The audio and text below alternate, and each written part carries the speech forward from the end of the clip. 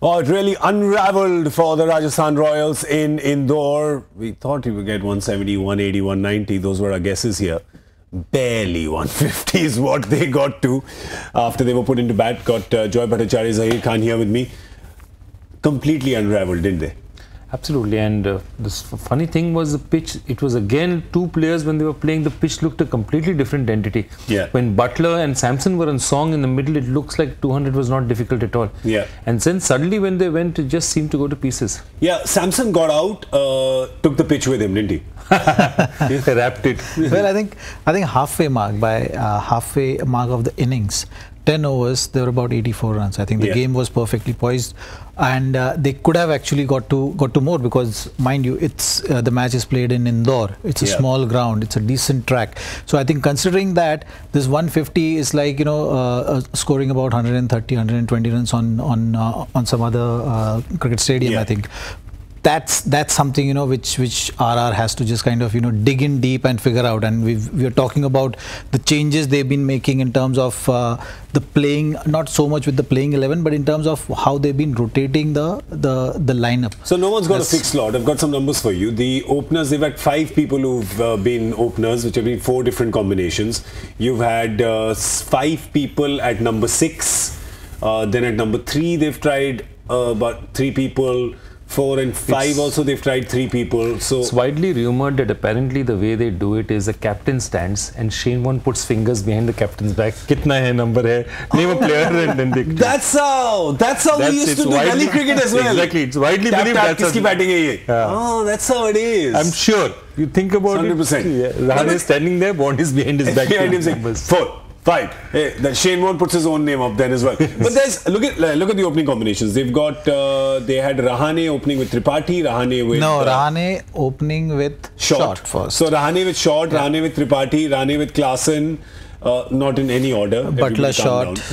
Buttler short. Then Buttler short. You have to say it as Buttler short, because if you say it as short Buttler, it seems like a guy who told the tray up for you to take your cup of tea. So we'll say Buttler short, not short Buttler. And then of course a lot of confusion. And Zach, I mean, obviously you you know, you've been a captain of the team. How much do you try to keep people in the same position? You know, T20 you got to innovate. There are floaters. Yeah. So in T20 there are floaters, but floater is never starting the innings. Yeah. So no, floater is always depending on the situation. Yeah, like, you know, there are many teams who have set kind of strategies. If they get a good start, they will promote someone up the order just to, you know, up the ante at certain stage. You know, when the start has been good, the platform is set. But I think with opening combination, it's very important for any team, I think, to have a stable kind of base. You know, it's a platform which we speak about, and same with bowling as well. Like, you know, many a times you've seen that by taking wickets you create that kind of platform. So as a bowling unit, you think of taking wickets up front so that, you know, you create that base. From there, you know, you can restrict the team to a decent total. Similarly with batting, with openers, you set that platform, and not many teams you'll see who've had a decent season in IPL have made those kind of changes. Forced changes you understand, like, you know, if someone is injured and you replaced and stuff like that, those kind of things you understand. But generally, opening pair sets the tone of the match, and that's something, you know, which RR is not looking settled with. We've been talking about it, that this year actually, to our surprise, you know, they've not made many changes in the playing 11. You know, that's been a surprise. 11 ke andar kar rahe. 11 ke andar, it's like musical chair going on right now, which is not really helping the team settle. And the most important thing is, I think, you know, from outside, I'm getting a feeling that, you know, Ajinkya Rahane as a captain doesn't really have much of a say, and that's something, you know, which he needs to put his foot down, because you know, if he has to voice his opinion, that is going to empower him even more, you know, in terms of motivating and just going out there and proving a point. But that's not the kind of personality which Ajinkya Rahane has. So you can clearly get a feeling that he's just kind of a bit confused, and because his number is changed, he will not be able to be himself on the field, and that's what we're talking about. 3 positions as well. He's going to carry those kind of feelings which he's not really fully happy with on the cricket field when he's leading the side, and that's something which is not going to help the team. See, I believe very simply, as he said, a team, every player should know why he's playing a particular position, when he's not going to play there, when he's not going to play there. Yeah. Even if he's a floater, he should know in his head, yaar, agar ye wicket jaldi gir gaya hai, to I'm going to come into bat. Otherwise, I may be floated low. He must know why he's batting in a particular position and why he might not be batting. See, the problem is, in any player's mind, we were discussing this that day, the biggest problem is doubt.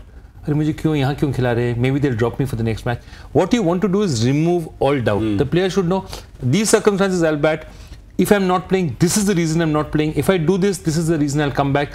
And by creating uncertainty, they're adding a layer of uncertainty in a player's head, which is unnecessary.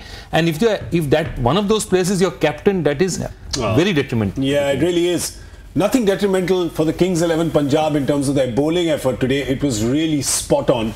Let's show you what their bowlers did. They really have gone home with figures that they'll all be extremely happy about.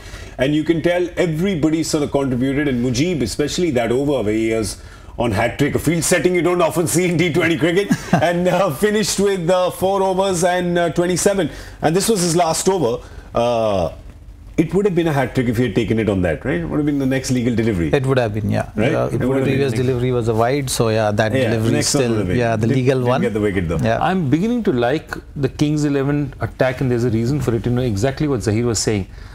As the pitches, as May comes in, it gets lower and slower, spinners come into effect. Yeah. Now these guys have 3 quality spinners, or 2 quality spinners and 1 spinner who's very difficult to get away. I mean, Akshar Patel can really, dart it in all the time. Yeah.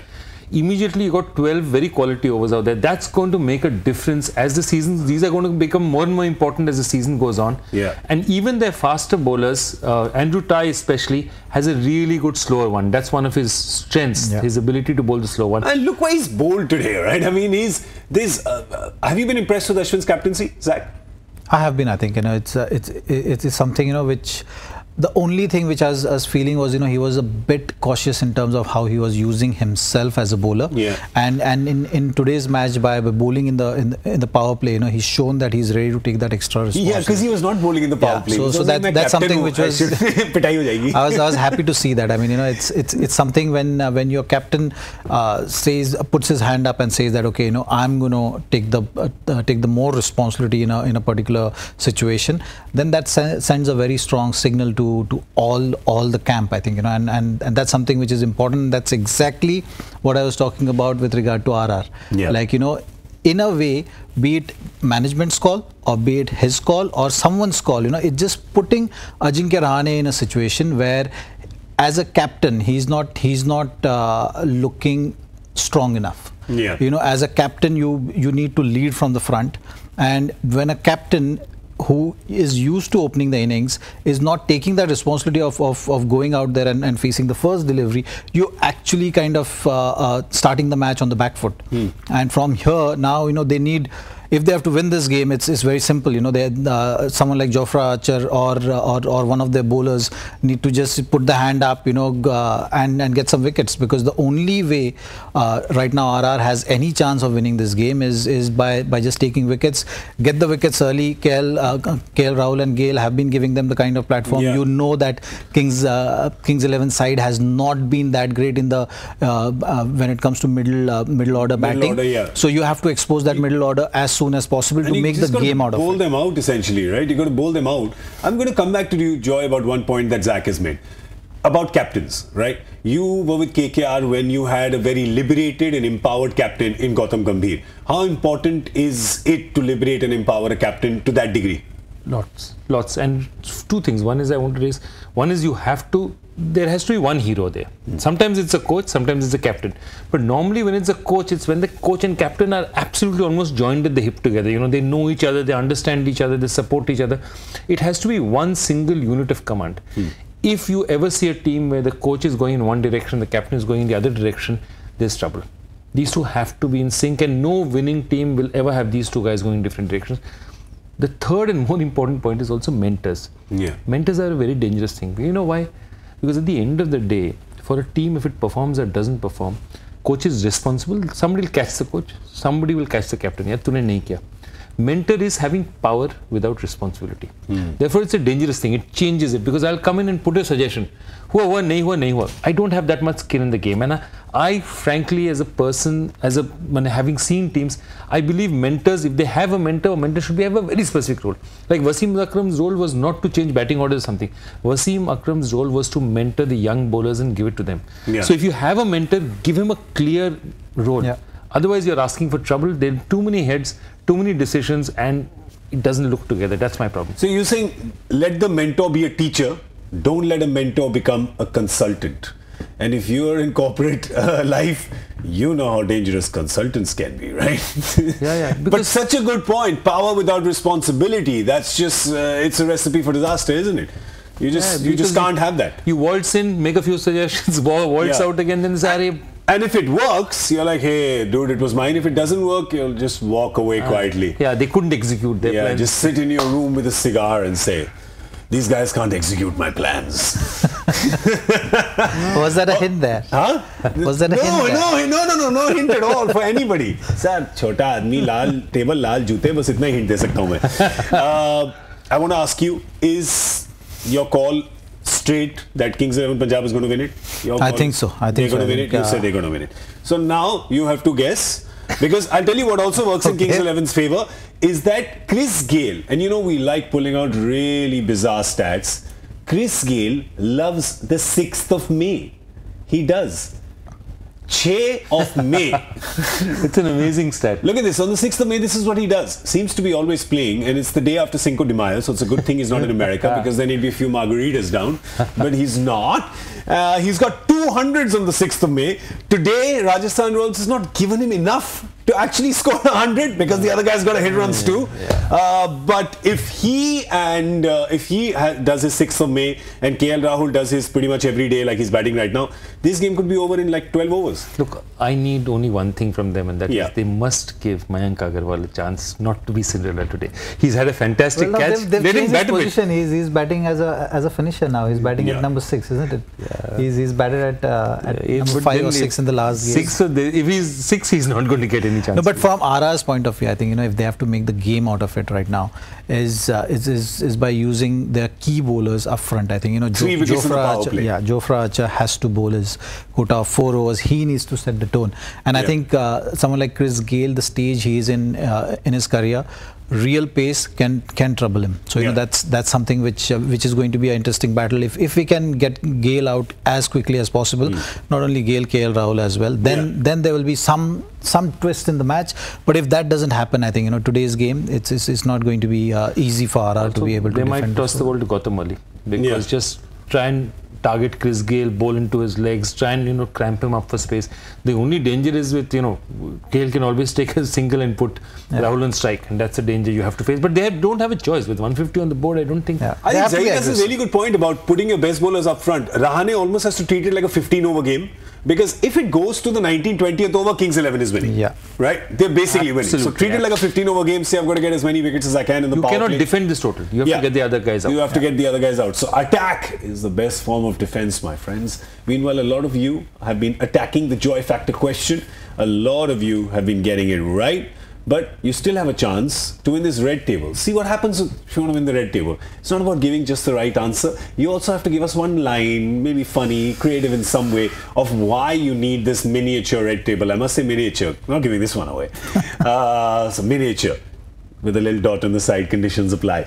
We'll have the question once again. Joy, if you could do the honors, please. Okay.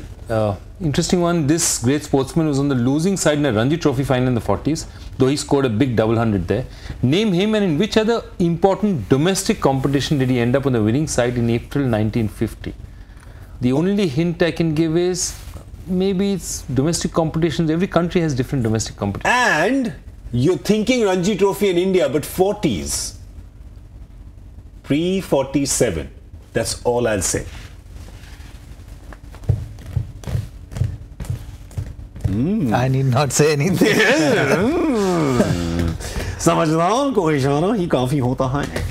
we're going to go now, and we're going to see you in 90 minutes. Remember, the result of the game could be a foregone conclusion, but the result of who wins the joy factor and the miniature red table is probably going to be the more exciting contest. We're going to see you in 90 minutes. Thank you, gentlemen. Thank you for joining us. Thank you for joining us.